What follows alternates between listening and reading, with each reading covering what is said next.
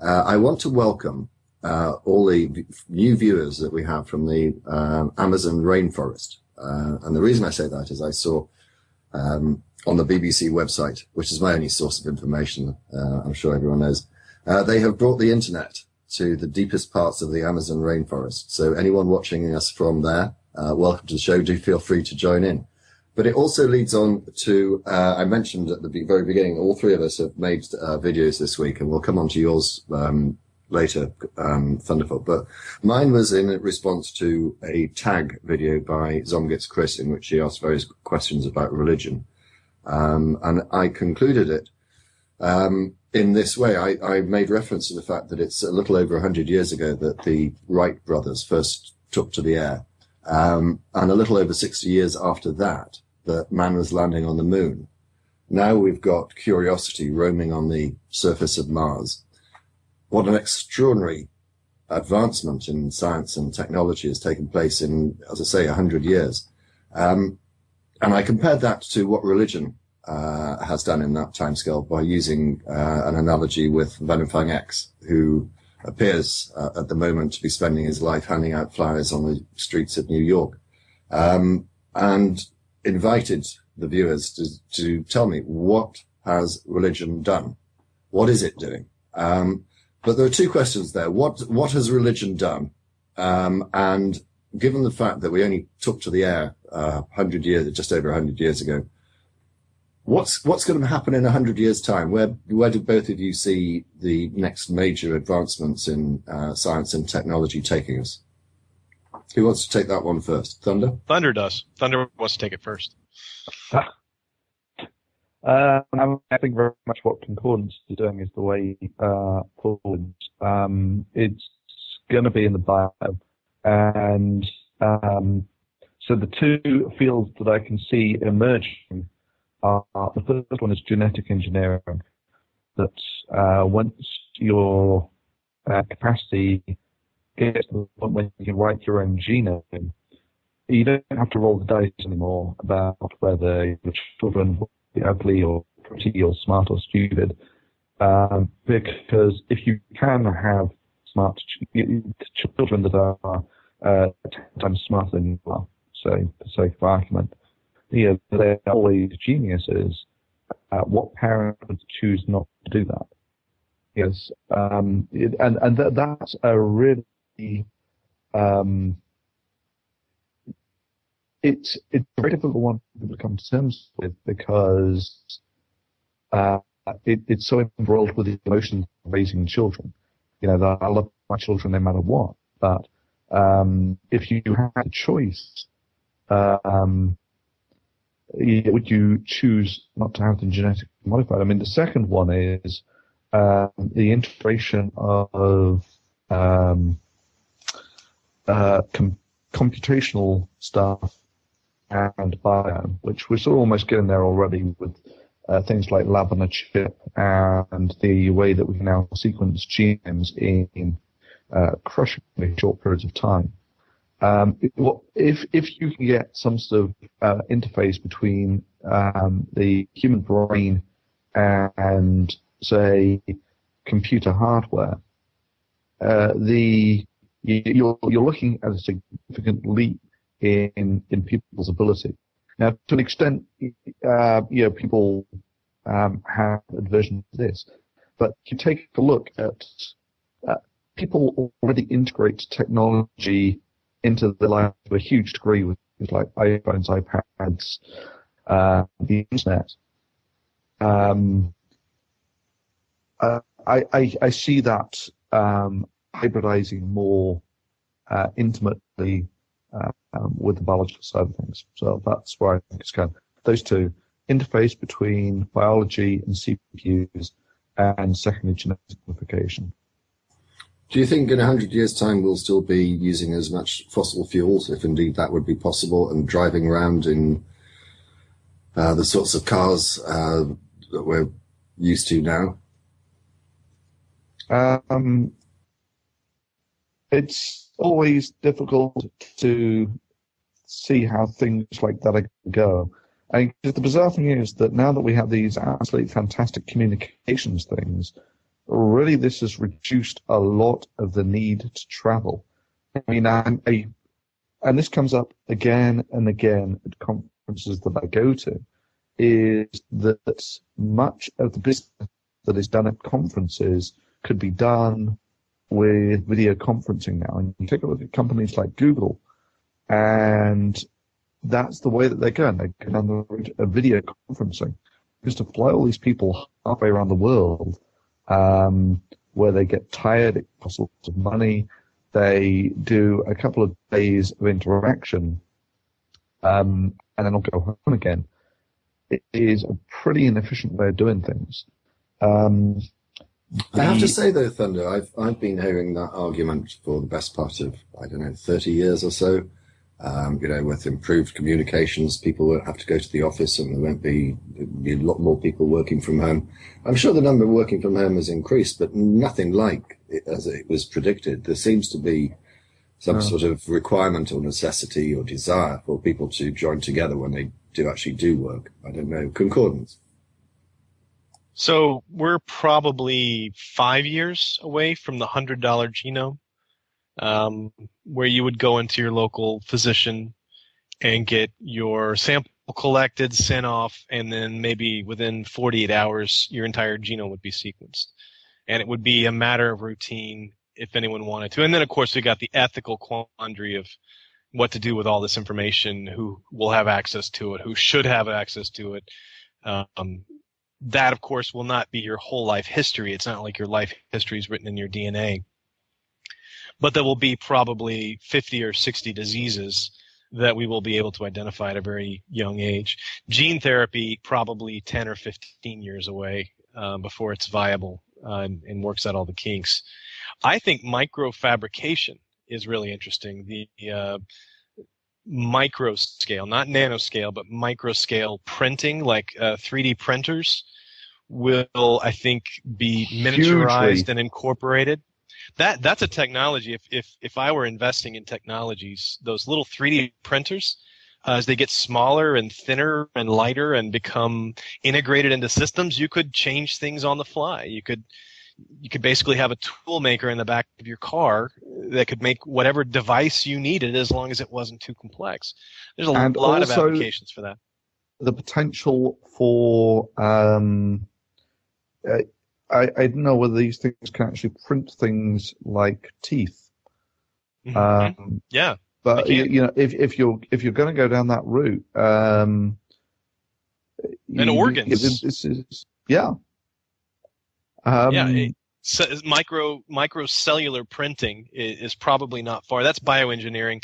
I find that less exciting because I'm a molecular biologist. But organ transplants where the organ is synthesized, small tissue is synthesized to scale. Heart replacements eventually.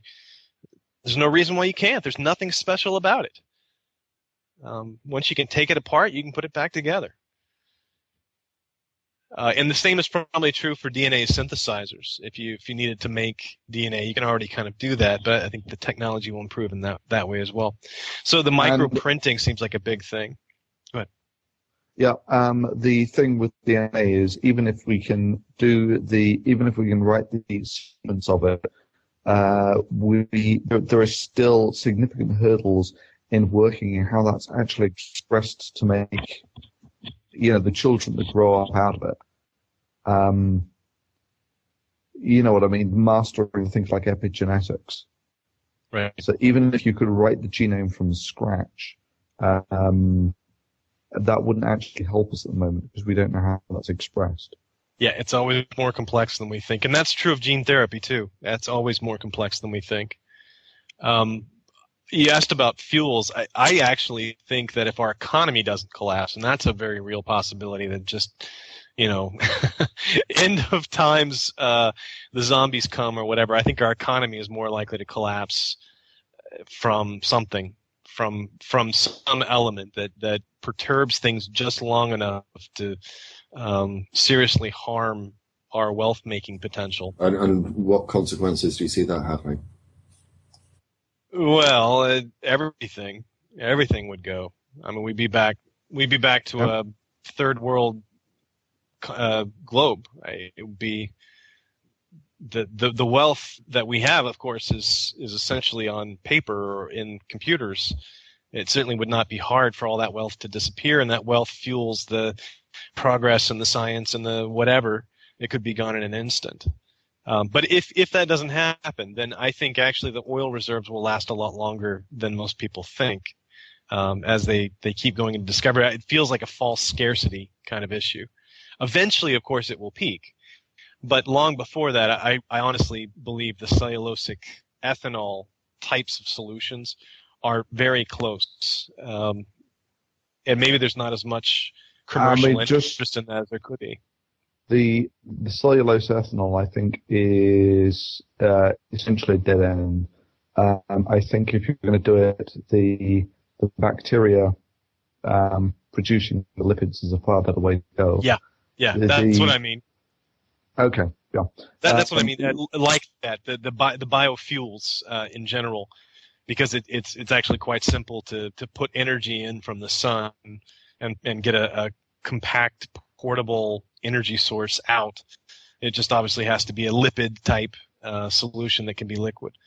So I think realistically that if our economy doesn't collapse, the way we get around, the way we do things will alter very little over the next decade or two.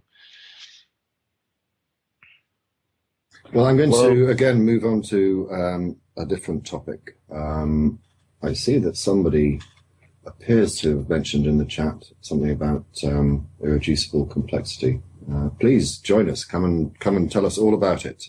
Send a contact request to Magic Sandwich Show through Skype, and we will get you on. The next topic I wanted to raise, though, was what's being referred to as the anti-Islam film, which the trailer for it was first posted on YouTube, I believe on the 1st of July of this year. And just as a matter of interest, I've opened up a poll in the chat. I'd be interested to know, it's just a simple question, whether anyone has seen that intro to the film. It was hilarious. Well, I thought it was terrible. I saw 2 minutes. I saw 2 minutes of it. Please take the poll, everyone. If you don't know where the poll is, under the icons underneath the name, the very third row on the right-hand side, there's one with a few vertical lines. If you click on that, it's like a garage, amateur garage version of Monty Python version of Islam. It's hilariously tragic. Yeah, I watched about 2 minutes and it was so awful I stopped. And the bizarre thing is, right, okay, I've just checked it on YouTube. It's now got 13 million hits, right? This is a video, this is a movie, but its premiere, even with them trying to get people in off the streets, they couldn't get people to come and watch it. And it has now got 13 million hits on YouTube. Now, I've looked into the background of this, and it does appear that the people financing it had a motive, which was to stick a finger up, so to speak.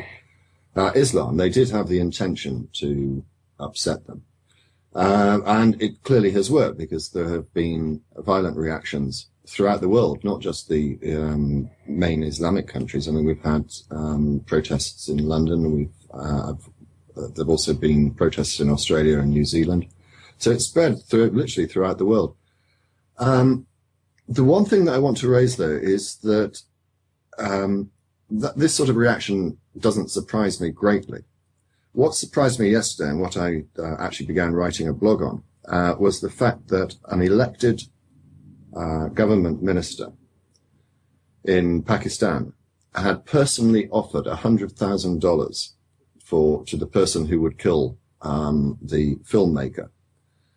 He was the Minister for Railways, or is the Minister for Railways. Unfortunately, by the time I had concluded my rant and was about to make the blog public, I checked the original source and found that there'd been an update. And there had been various government ministers, and I think including the Prime Minister of Pakistan, who had spoken out against this particular minister's actions in offering this $100,000. Whether he's still in his post or not, I don't know at the moment. But I suppose a couple of questions arise.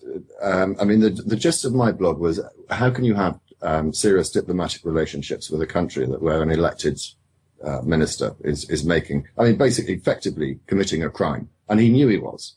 He accepted he was committing a crime and accepted that he could be prosecuted for it. I mean, he was encouraging and inciting murder. How could you have diplomatic relationships with a country like that? That's come on. Iran did this with Salman Rushdie. And in fact, if I remember rightly, they put it up some crazy amount. They increased the bounty on his head by... They put it up a couple of days ago by $500,000. He's now at $3.3 million. And the reason... Let me finish, Thunder.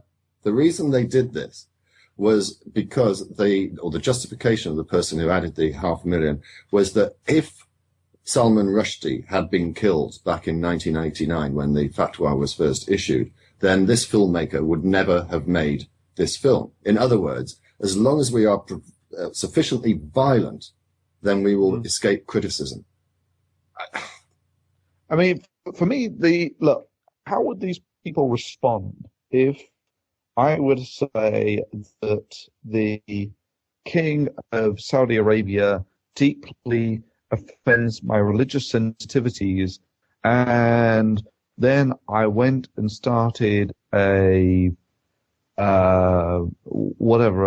campaign to raise money for his assassination because he offends me, right? Look, if I did something like that, I would be seen as a complete psycho, and rightly so. And I think that's the only response that you can actually have to this sort of thing. You know, this should be treated in exactly the same sense that me calling for or me offering $100,000 for whatever a religious leader in Mecca to be killed. Well, the first thing is you'd be arrested and probably prosecuted and probably successfully prosecuted. What's happened to this Pakistan railway minister? As far as I know, nothing. Even though he knows he's committed a criminal offense. Yeah, but DPR, I read this crazy blog post where this guy was showing pictures of Kate Middleton topless and saying that we should bomb the Swedish embassy, I think. I think you're referring to a site that I'm familiar with. It's www.dprjones.com. But That's the reason, one. yeah, it's I've not advertised it a great deal, so it's not got a great deal of traffic through it at the moment. But once I've got a few more posts up, I will. The analogy I was raising was this. For those that don't know, Kate Middleton, the Duchess of Cambridge, wife of the future King of England, had photographs taken whilst on holiday, topless. They were taken with must have been the longest telephoto lens, because it was about half a kilometre away that these photographs were taken. And they were published in a French magazine. And this caused outrage amongst some people. I'm sure every single Daily Mail reader in this country, which probably won't mean anything to you if you're not from this country, would have been outraged. What was the response? The response is perfectly peaceful, civilized, and was to take legal action against the magazine that published the pictures. But my analogy was, well, why aren't we invading France or attacking the French embassy as a result of this outrage? And Italy, a magazine in Italy had threatened to publish them as well. Why aren't we attacking the Italian embassy? The Irish newspaper in Ireland has published them. Why aren't we attacking the Irish embassy? It's a similar sort of outrage. But the reason we don't do it is because I think we understand that we do not have a right not to be offended. And I think this is at the very heart of the problem. And this goes back to a video I posted a week or so ago about tolerating the intolerant. How long do we tolerate intolerance? And what is the answer? Well, I mean, for me, you don't. And yeah, I think this ought to be treated in exactly the same fashion as if I had actually threatened, or not even threatened to, if I'd have actually put a price someone's head for their extrajudicial killing. I mean, right, Cameron. Imagine Cameron gets up and says, I'm going to put a $100,000 bounty for the killing of a sheikh in Mecca. How would this go down? Well, I think I've told you. Arrested. Say for a number of jurisdictional problems, you'll probably face prosecution. Yeah. Do you guys remember a South Park episode where they were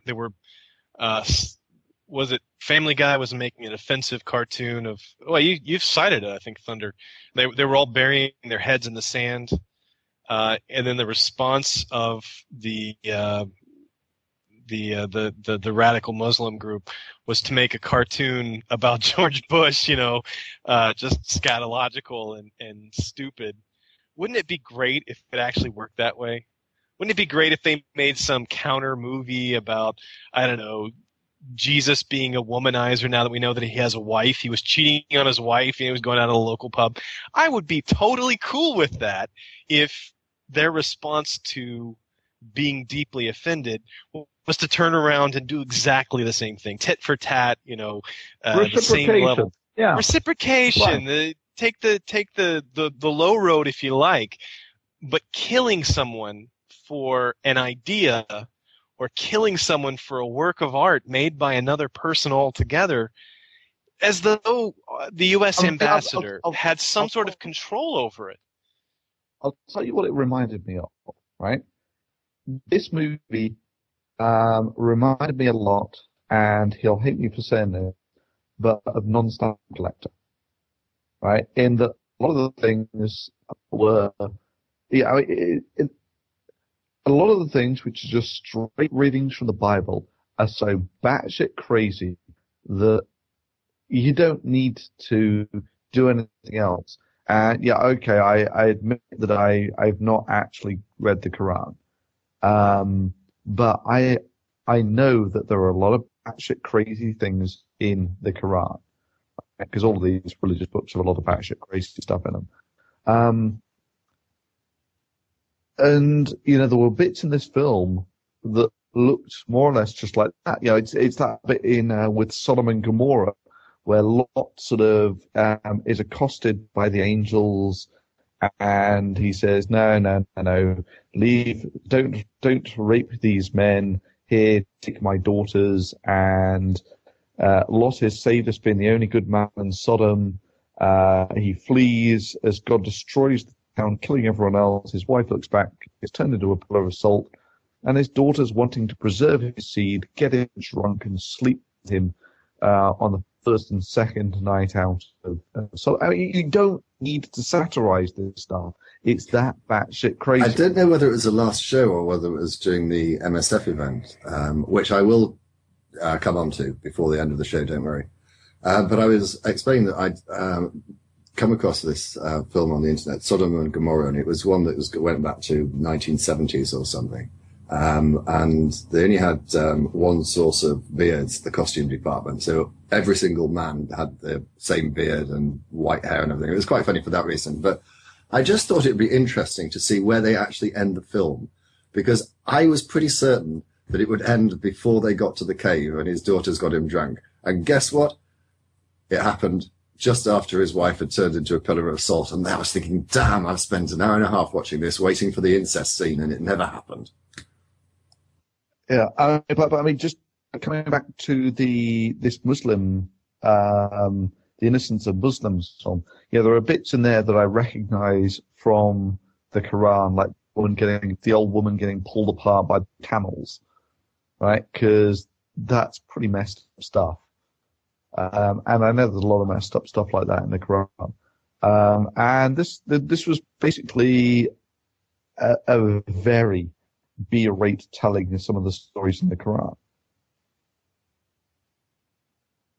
I mean, it's a cultural book. It's a book that describes the kind of stuff that was part of that culture, and I'm sure that they had that kind of stuff going on. They didn't treat women like distinctive individuals with equal rights. They did believe in conquering by the sword, but at the same time, marrying 9-year-olds. Yeah, Sorry, 7-year-olds. Marrying 7-year-olds and sleeping with them by 9. But the movie is so badly made, it doesn't even do a good job of criticism. What do you guys think about the riots actually being cover for a more organized effort? It really didn't jibe with me. Maybe I just can't make myself relate to someone who's completely insane.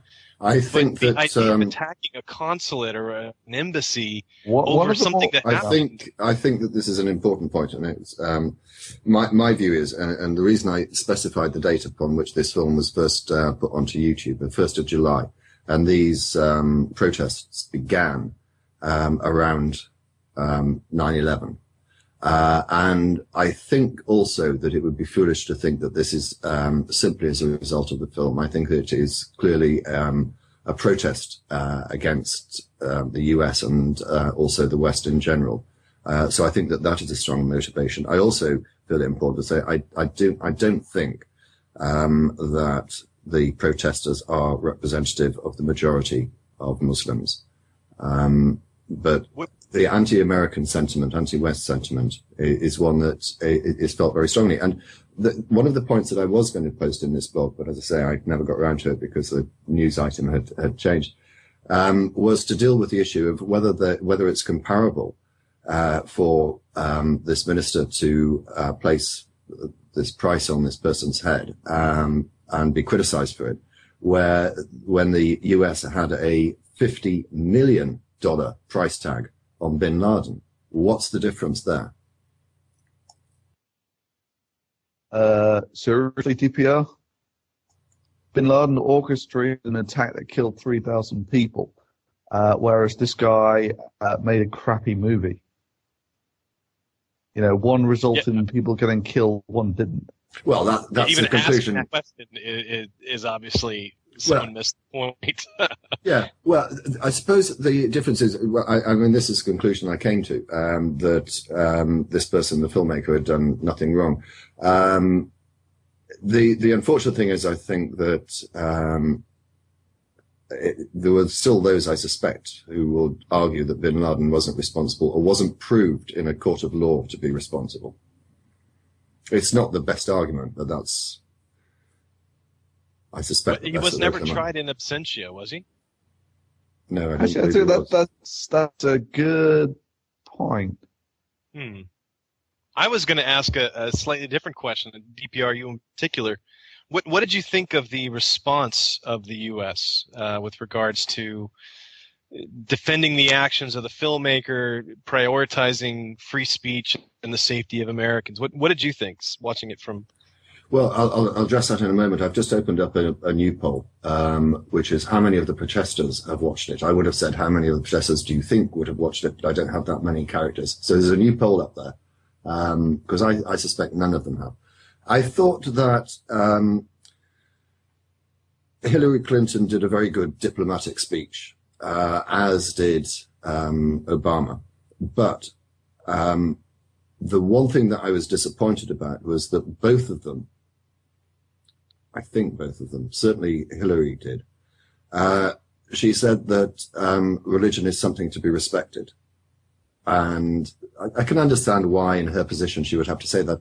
That's my point. I don't think that it is. Why should we respect a religion, and particularly a religion that has albeit a minority of people who think that it's perfectly justified to behead someone for writing a book, posting a cartoon, or making a film? That's not something to be respected. And that was the one thing I was disappointed about. But otherwise, I thought they did a good job in, diplomacy. Yeah, I mean, I saw their speeches as very, very diplomatic. I mean, as far as I'm concerned, this is a very black and white issue. They don't like religion. They got the right to say what they think about it. And your religious laws do not apply to them. That's the rules in our country. And You if know, you don't like that, that's too bad. Before I come back to Concordance, just remind people, if you'd like to join us on this issue or anything that we've discussed so far, send a contact request to Magic Sandwich Show. But for some reason this week, no one wants to talk to us. So please come and join us. But I mean, just to finish up on that point, can you imagine? I mean, it's bad enough living in a country where you're not allowed to criticize a religion, but to have that extend to anywhere in the world that you are not allowed to say anything that offends our religion would essentially render, if you allow religion to carry that sort of trump card, then every religion would just play this trump card. You know, and again, I feel that, we've got to remind ourselves about this, because I think it is absolutely disgusting. These protesters attacked a US embassy, ended it, and killed the ambassador. This is outrageous, and it should be called as such. I mean, at least Obama did make that point clear, that it was absolutely outrageous. The other thing I'd like to say, just before I come to Concordance, is the White House apparently had been in contact with YouTube, inviting them to consider whether this video breached their terms of service. And I have to say, given the fact that it's so easy to have to upset YouTube and be DMCA'd, flagged or whatever, and have your account suspended, all these sorts of things, for once YouTube actually had the bottle to say, no, there's nothing in this video that breaches our terms of service. I've got to actually pipe up here in YouTube's defense, in that, I mean, I think it's twofold. It's not entirely an act of virtue, right? I mean, I'm sure that this does actually factor into the equation, that if we actually buckle under this sort of pressure, then we'll have to buckle every time there is this sort of religious pressure. So that's one point. Second point is, this does bring traffic to YouTube. Right? So it does actually do some good like that. But in general, I think YouTube is very good in that, as long as your video is making a point, whether people like it or not, it usually stays. Look at all the stuff that I did about Islam with Draw Muhammad Day, with the burning the Quran. Real edgy stuff, but YouTube let it all stay. So I mean, in that sense, I've got to hand it to them that I respect the openness of the forum that they've run. Well, it's not entirely open. They have restricted the video in Saudi Arabia, Egypt, and also 3 other countries, one of which is India. Yeah, but none of these people actually ever go to YouTube or would have watched the video anyway. Well, so I mean, what I thought suspicious, as far as I'm concerned, this is it is the strategically correct path to tread, in that this cost them essentially nothing, and yet it has made them appear more diplomatic. So yeah, if I were in their position, I would consider this as well. I mean, just so we're clear, I mean, what sort of fraction of YouTube's traffic do you think comes from Saudi Arabia? I would guess it's almost. My point was that their justification for preventing access to the video in Saudi Arabia and Egypt was on the basis of what was going on in those countries at the time. That explanation I didn't find persuasive. I think that. I mean, it doesn't make any difference. Anyway, Concordance is gagging to come in. Concordance. No, I was actually, we kind of went over it, but I was afraid. I was very worried when I first heard the incident that my own government was going to fold on free speech, because the costs were so high in an election cycle, as we are, to have a diplomat being murdered. That traditionally would favor the more militant of the two parties. You know, Obama would have taken a hit for this happening under his administration. I was afraid that free speech would be a casualty of political maneuvering over this issue. Of course, everything feeds right now into the election cycle, and the costs were so low, as we're talking about here. saying, what, this is a crappy video, obviously made only to offend people. It's the kind of speech that no one likes to defend. No one wants to be the ACLU lawyer who defends the rights of the Ku Klux Klan to march down the streets of Birmingham. But they do it because it's a free speech issue. And everybody says, well, what the hell? I'm a liberal. I don't want to give money to a group that defends the neo-Nazis or whoever it is. But that's where free speech battles matter. That's where it really, the true cost is every time someone riots, they can control what our government does. It really is, it changes the asymmetry of power. It gives power back to small hordes of closed-minded people who happen to have, a couple of old rocket launchers or Molotov cocktails. They can hold the United States hostage over a couple of embassies. It was a battleground being fought in the public around the world. What would the U.S. do? And I was very worried that based on political maneuvering, they would end up selling us short. And just very briefly before we come to stop spamming, in relation to the election, you're saying that it's not had an adverse effect on Obama. I think Romney's shooting himself in the foot sufficiently, isn't he? What's the current? He's shooting himself in the head, TPR. What's the current? And he's got 6 more bullets to go. It's just still a ways off, though, and don't overestimate the American people. So it's not over yet, but yeah, in this case, it paid off because Romney did the least presidential thing you can do, which was overt campaigning over the incident and the death of a diplomat.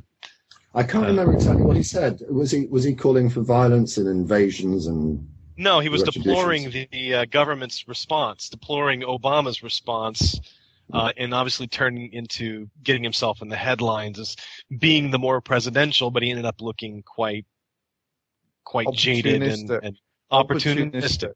Yeah. I'm sorry, guys. I have to go. I know that you've got to go. Sorry, we both said it at the same time. You've got to go, but thank you very much. We'll catch up with you soon. Thumbs up, please, for Concordance. It's been great, Concordance. Really has. Really enjoyed it today. Love the science. Welcome to the show. Stop spamming. Hey guys, can I just finish up on the point that Concordance was making? Sure. Star Trek did some absolutely fantastic stuff on this back in the good old days of Jean-Luc Picard, and there's this great speech that he gives. I've got how it goes exactly. This is a paraphrase.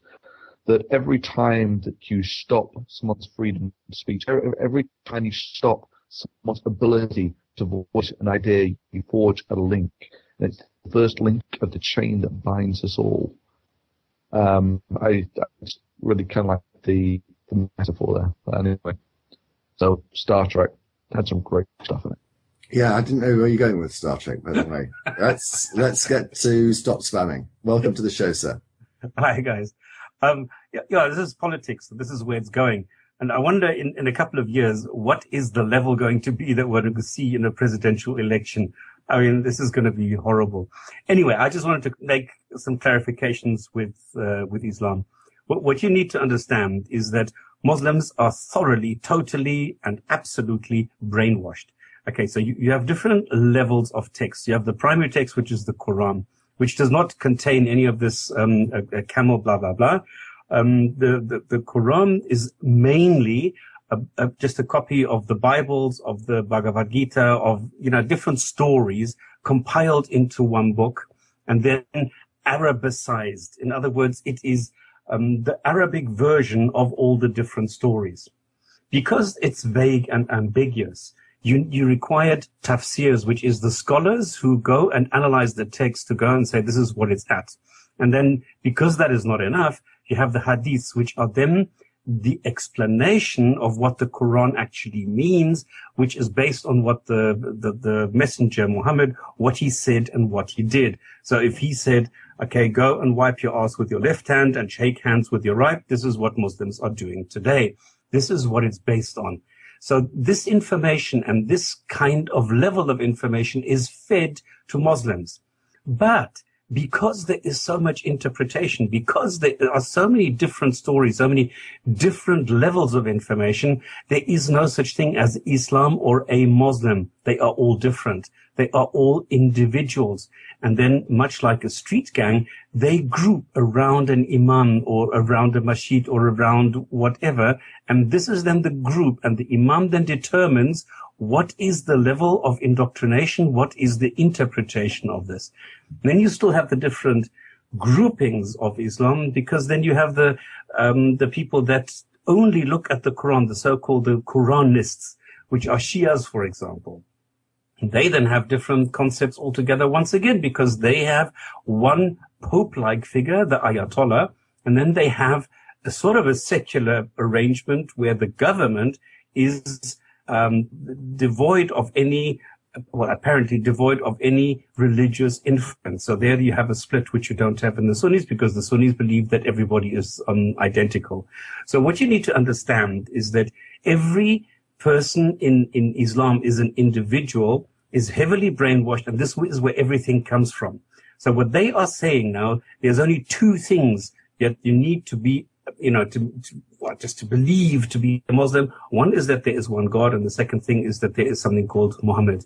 And so this is now the point that when they feel that there's one messenger, and if they feel that this is being attacked in any which way, it's a very violent, very dark book. And it speaks of attacking. It speaks of everything. Islam is a system. It has a defense ministry. It has a finance ministry. It has a economic ministry. It has justice department. It has all these things. And it very much talks about what happens in the case of an attack, in the case of a war. And this is what they see this as. They see this as an attack, as a war. I'm kind of curious here. I mean, is this actually a uniting thing for Muslims around the world? As in, it's certainly gone to places like Saudi, which is mostly Sunni, yeah? Yes. Do I have that right? And Correct. Also in Pakistan is mostly Shia. No. No? It's very difficult, because the mostly Shia is from Iran, and then in Afghanistan you have half and half, and then in Pakistan again you have more Sunnis. But in Pakistan, you also have Ahmadiyya and you also have the Baha'i. So there are different groups in Pakistan. The further away you get from Saudi, the more watered down it gets. Okay. Because, that's bizarre, because Pakistan seems to be one of the places that has had some of the most of the protests. I mean, I was just also wondering, is there any sort of correlation between the strain of Islam and how likely they are to get offended by this sort of thing? No, you are right. This is it is a factor that unites them, because Islam is dying at the moment, because they are ripping themselves apart, because all the different groupings are fighting each other, where the Sunnis and the Shias are fighting each other, and then the different groupings amongst those are killing each other. I mean, they are literally killing each other off. This is why you have all these bombs in Afghanistan. To be fair, they've been doing that for the last 1,000 years, you know. Yeah, but it's getting worse and worse. I mean, now it's getting really, really violent. I mean, what you see in Kabul, that suddenly you have bombs going off in marketplaces. You didn't see this a couple of years ago. Because I remember I went to Kabul, and I went there because nothing ever happened in Kabul itself. When I was there, the first attack was the first time ever that the Taliban actually came into Kabul. So Kabul was seen as a safe place. What happened in the north was it was safe. Kabul was safe, and it was only in the south where the Taliban were active, which is where the violence was. And this has changed since then. So do I have it right that you've had feet on ground in Afghanistan? Yes. What's it like? You have 3 hours? It's an arid place. I was more after the religious climate. How much? So you were mostly in Kabul, or did you go outside of Kabul? No, only Kabul. Okay. The thing is that Muslims are very, very much pressed into a mold of Islam. In other words, it starts 4 o'clock in the morning. They start with a prayer, then 3 hours later the next prayer, 3 hours later the next prayer, and so on and so forth. And then on a Friday you have the 1 hour.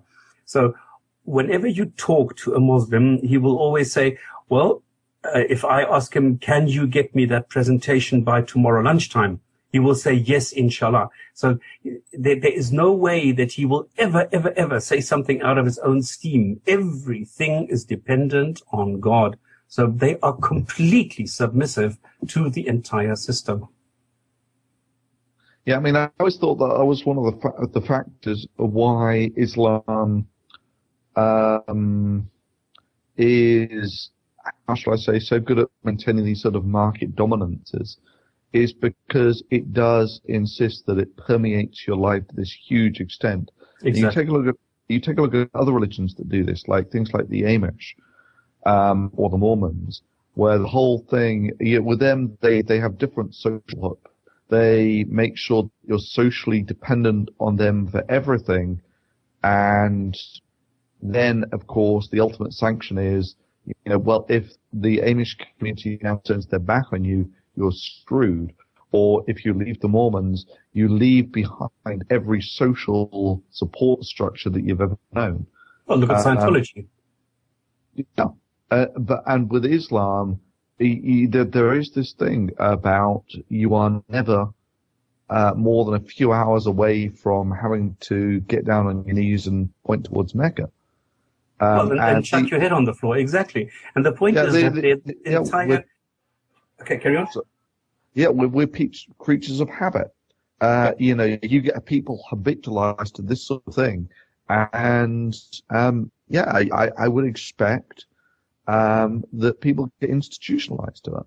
But this is like a street gang. Your entire social life is governed by what is happening in the mosque. Your imam is the head of the street gang, and if he says you need to tap your toe 3 times while you are praying, and I mean, you have all these rituals. It says in the hadith, if you need to spit under your left foot. If you go and do this, you have to throw it over your right shoulder. If you do this, you need to, everything. You have 4 main different groups in Sunni, which are reasons, Hanafi, Malik, and so on. They go to extremes and say, your right hand must be above your left wrist. And now it depends what grouping you are, because now the hands can be above, on, or below your belly button. When you are kneeling down, your toes need to be either crossed or straight. So you are given very other alternative what other alternative is there to be crossed or straight? So your feet can be vertical, or your feet can be vertical when you're on your knees, or they can be crossed over each other. Oh, right. So it goes to that. Can we just go back? Yeah, I can understand that. I just want to go back, though, to one of the first things you were saying, which is obviously you've got the Quran and then you have the Hadiths. To what extent do we know who wrote them? And to what extent are they universally accepted, or are there as many different interpretations of the Hadiths as there are denominations of Christianity? Oh dear, that's why we have the Jinn and Tonic Show, to explain exactly these differences. Because you can give a shout out, but maybe in short form you can do that. Okay. Goodness, how do I sort this? The Quran, we don't know. Okay, number one, we don't know. Number two is the Quranic sentences have been around since the 5th or 6th century. Then later on, others were added. The main impetus came in the 7th century, and then 7th, 8th, 9th century, they were collated. Although Muslims will swear that it was Uthman who did this, and the Tashkent one is the oldest, in reality, we don't know. We have fragments. We have bits and pieces everywhere of the Quran itself. So there is no completion date. It was canonized in 1918 in Cairo. It was printed in 1924. That's why if we talk about the Cairo version of 1924, we are speaking about today's version of the Quran. Now, the other thing that kind of connects with that, I'm sorry to cut through you, but it kind of connects with that, is that you were making the analogy with, for example, the Catholic Church, where you have a hierarchy ultimately ending up in the Pope. And you don't have that in Islam. And in Shias, yes.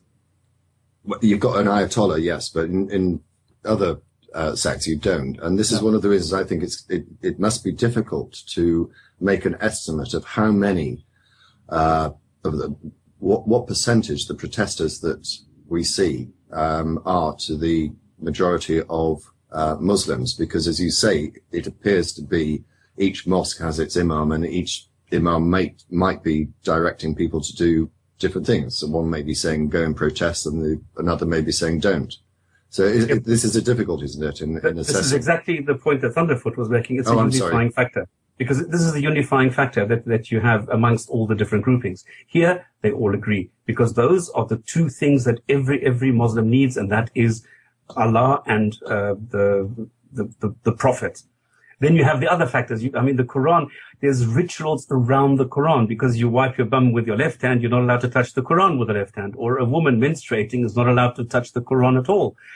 So there's a lot of rituals around the Quran. There's a lot of rituals around the Kaaba and the meteor, the black stone, which every Muslim tries to kiss at least once in his life.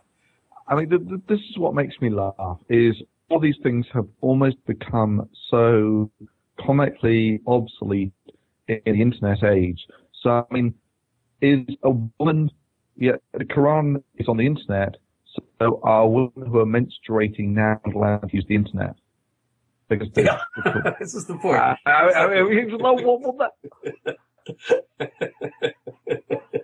The whole thing just doesn't make any sense in the internet age. No, indeed it doesn't. Well, maybe you're allowed to read it if you only maybe you're allowed to access it only if you type on your keyboard with your right hand. Oh, Brian, could I ask you to mute your microphone? There's an awful lot of feedback coming from you, Michael. It may be helpful if you put headphones in and make sure that you've muted Blog TV, and then we'll come to you. Shall we try again?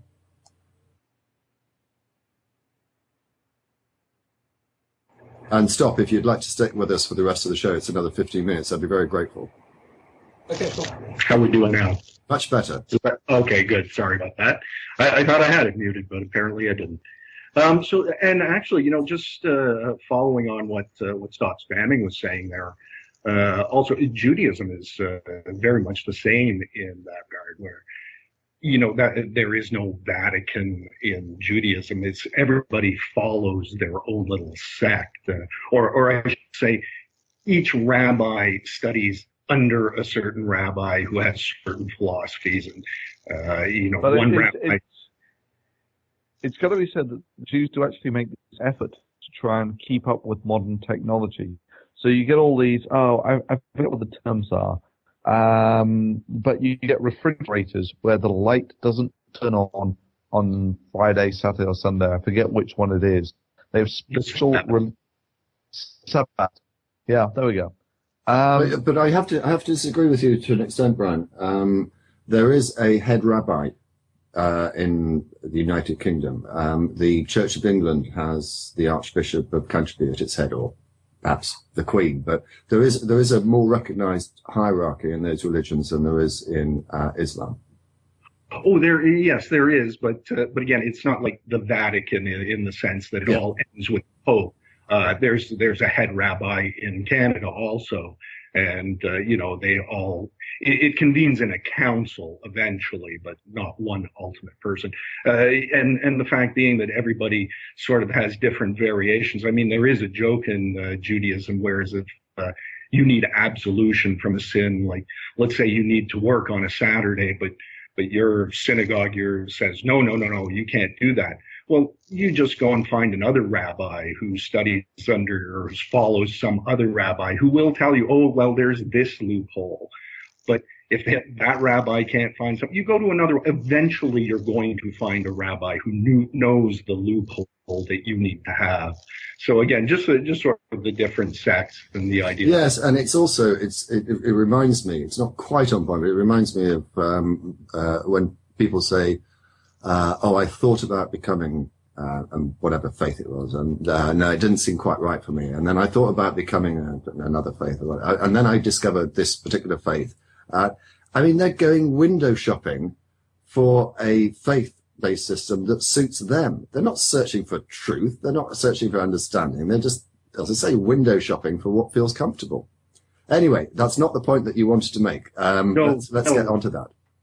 Sort of getting back to where we were before on the film that the innocence of Muslim and or Islam or Mohammed, whichever was there, and in the U.S. And everybody holds up this First Amendment, this freedom of speech, but looking at it from here, I mean, in Canada, and correct me if I'm wrong, DPR, but in UK, I think you also have hate speech laws, which sort of govern the types of things that you can put out there to people. I mean, to think them and to say things are one thing, but to put them out in the media and incite stuff. There are laws here that say, there's a line to cross.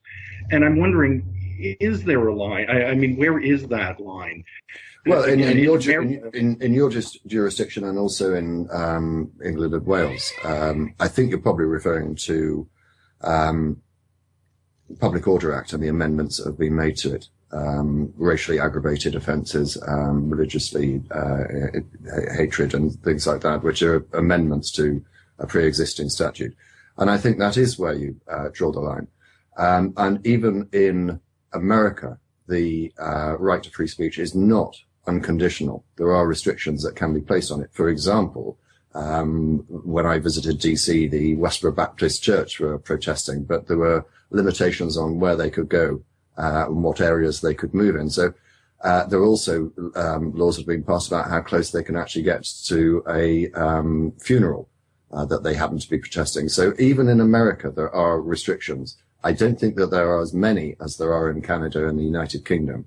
But, as I often say, the law tends to ultimately reflect society's views on what the balance should be. I think the UK's gone significantly in the wrong direction, where either they're, I would say, almost pointlessly crude things, but you did get people actually arrested in England for burning the Quran. For doing what? They were burning a copy of the Quran. It depends on what circumstances. And what their motives were. No, I mean, if you happen to be looking for a paper to light a fire with, and you use the pages of the Quran, no one is going to prosecute you for that. If you deliberately incite racial hatred by burning Quran and posting it on YouTube, accompanied by various comments, derogatory comments. By that reasoning, what I did was hate speech in the terms that you defined, yeah? Yes, we discussed this before. I think it's very borderline, but potentially, yes. If you had done that in this country, then potentially you've left yourself open to prosecution, yes. And you think that's acceptable? No, as I say, it's borderline. I think you'd have to go further than that for me to feel comfortable with someone being prosecuted. But you say that, these laws actually reflect what society thinks. Ultimately they do, they catch up with society, not always, but sometimes they also lead it. But I mean, I feel that the American model is far nearer it's like I was saying with this Picard thing. With every time you infringe someone's right to say something, it's the first link of the chain that binds us all. And in this sense, I think that England's taking steps in the wrong direction by putting this sort of stuff into law.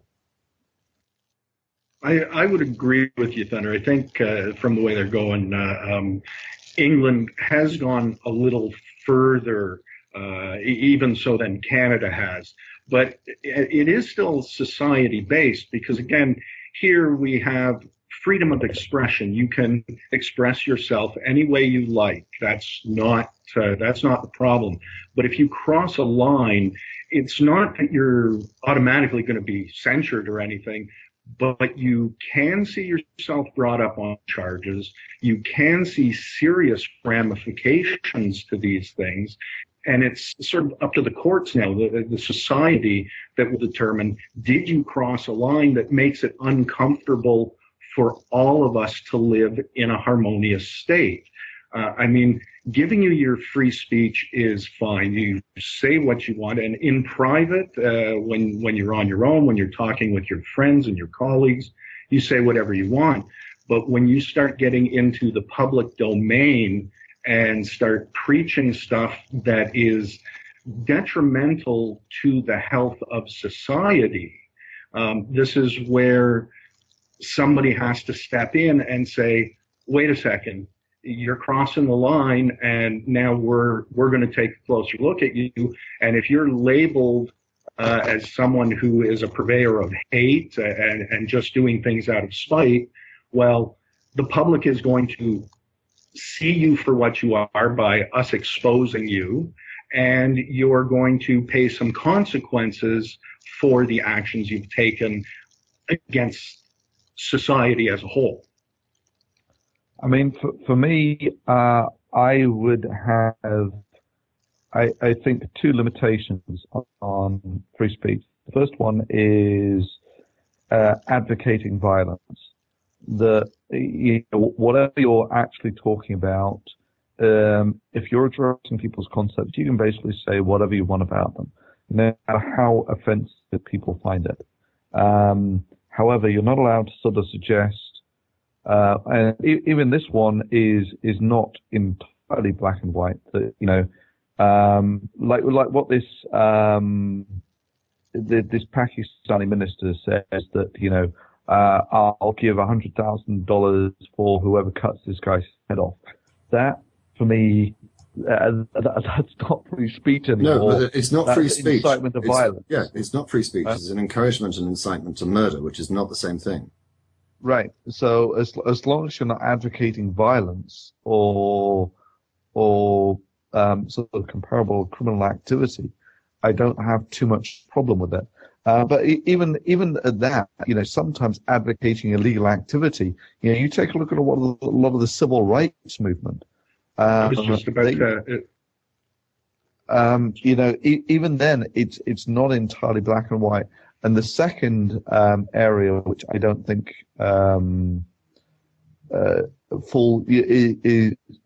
that needs some protection by free speech laws, is invasion of privacy.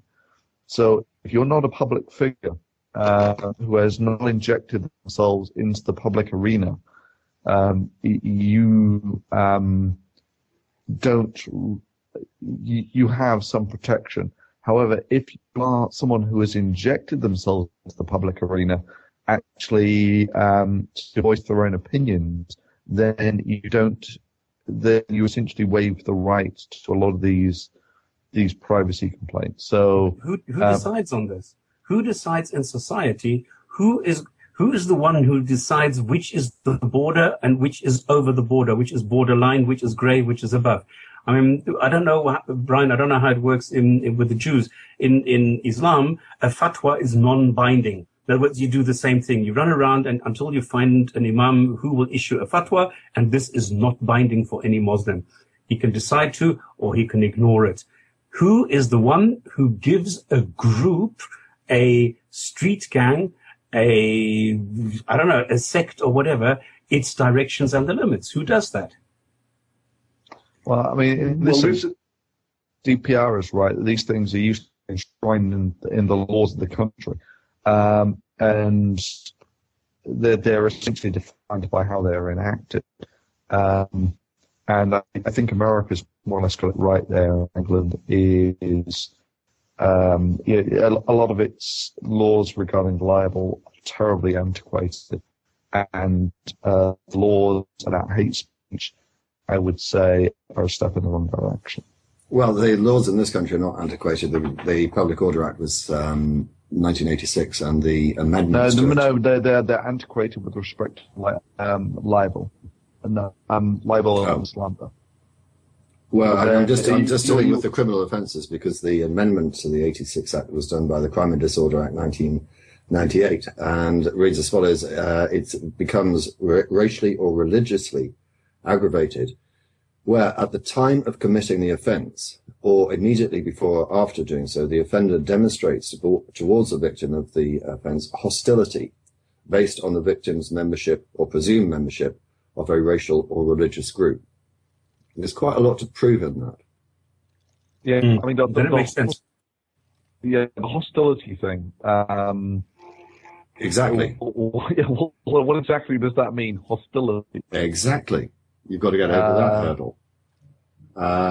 And if you're applying that to, for example, Section 5 of the Public Order Act, which is a person is guilty of an offence if he uses threatening, abusive, or insulting words of behaviour or disorderly behaviour, or displays any writing, sign, or other visible representation which is threatening, abusive, or insulting within the hearing or sight of a person likely to be caused harassment, alarm, or distress thereby.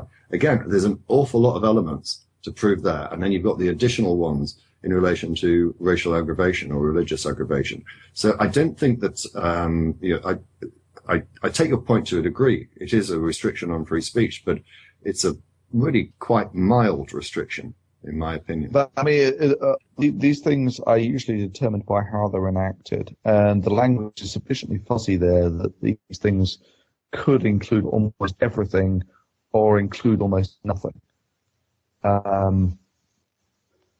Yeah, I would like it to be a little clearer about where the lines are than that. Well, that's when you go to case law, but I'm not going to start going there.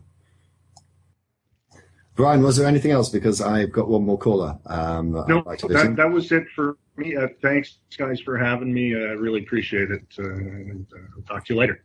Thank you very much indeed, Brian. We've got one more person lined up. I realise that we're up to the 2-hour mark. As again, stop if you're happy to stay with us. That would be great. If I can still help, yes. Oh, please. I think this one is coming back more onto the earlier topic, but we shall see. I'm totally sorry. I've just realised he has actually sent me a message saying that he's got to go. So there we are. And his name was God on Skype. Yes. Okay. You'd think he would be omnipresent, but apparently not. Stop spamming. Take this opportunity, please, to give a shout out for the Jinn and Tonic Show. Okay, there's a show every 2 weeks, very much like this one, except it's on a Saturday, a little bit more user-unfriendly. No, user-friendly for people who have to go to work the next day, so other way around. And we specialize on Islam. We talk about Islam for some odd reason. None of us are Muslims. None of us have anything to do with any religion, but we've just decided to provide a platform for people who want to know about Islam. And I frequently listen to the show, and it's fascinating stuff. Between you know, a lot about Islam. Yeah, it is fascinating because it's quite involved. I mean, it takes quite a lot of reading up and doing before you actually understand any of it. I thought, Stop, that you were once a Muslim. Am I wrong? No, I grew up in Tehran, but I was not a Muslim. So that show is on every 2 weeks on a Saturday, about the same time as this show is. I did say that I had a couple of announcements. I have left them to the very end. I was going to talk about the Médecins Sans Frontières, Doctors Without Borders event, which was 2 weeks ago. Seems a lot longer. Another thing's in relation to that. People are asking me how much money was raised. I haven't checked for a definitive figure, but I can give a rough idea. It was somewhere, I think, between $20,000 and $21,000. The reason I say I've not checked it is partly because it depends, I suppose, on which conversion rates you use, because some money was coming in dollars, some was coming in sterling, but it was around that sort of figure. And the other reason that I haven't taken a final total is because all of the donation pages are still open, and they will remain open until pretty much the end of the year. The chip-in page, it will finish on the 31st of December. I think the First Giving and Just Giving will finish sometime mid-December, but we are still accepting donations. one more thing. The eBay items that I offered up, which a lot of which came from MSF, I'm terribly sorry, I've been so busy. They were only sent out 2 days ago on Friday. Trust me, they will be coming. Except for one, which is going to have to wait a little bit longer. I don't know who actually won the Martin Polyakov signed periodic tables tie. That at the moment is locked up in Professor Moriarty's office at Nottingham University. He is away for a couple of weeks, so I think it's probably going to be another week before that is put in the post to you. But again, trust me, it will be there. If you did bid for anything and you haven't got it, be patient. If you've got any problems, send me a message to YouTube, and I'm sure we'll be able to sort it out. On the point of Professor Moriarty, I think that he will be on a future show. Maybe in 2 weeks' time, maybe 4 weeks' time, but that will be a show probably dedicated to issues of science. That said, our first hour of this show was dedicated to science, and it didn't seem to entice many people to call in, but perhaps Professor Moriarty can tickle your fancy, so to speak. I think that that's all the announcements I have to make. We will be back in 2 weeks' time. Is there anything I've missed out? Pretty good to me. Okay, well, thank you very much to Stop Spamming, Concordance, and also for thunderf00t. Please stay on the call. I'll chat to you after we finish. But, of course, I always forget. A huge thank you to Tony, who's working way behind the scenes. Tony! So, thumbs up for Tony. Good job, Tony. Thank you very much. I hope you enjoyed it. There is one last thing. As ever, this show will be posted onto our YouTube channel, and the most of the 24 hours of the charity event will be posted onto the YouTube channel and also onto our webpage, www.magicsandwichshow.com. There are a couple of hours that have been lost, but there are already, I think, maybe 8 hours up there, including, I have to say, my favorite part. I'm somewhat biased, but my favorite part, which is the hour with Pothole 54 and Eugenie Scott playing Would I Lie to You. If you didn't see it live, trust me, you've got to go and see it. Huge amounts of fun. So there we are. We'll catch up with you in 2 weeks' time. Thank you very much indeed. Take care.